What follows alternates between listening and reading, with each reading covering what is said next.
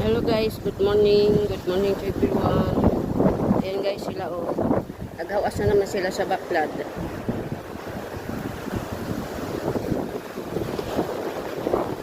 Ayan, nakita natin sila guys. Kawawa naman. Malaki pang alon oh. Nampasampa sila ng malaking alon. Ayan guys.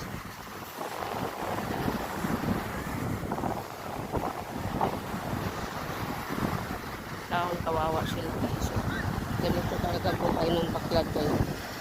Pag naanuan sila ng malakas na alon, pinamo hindi kauga yung bangkang pinatunan ng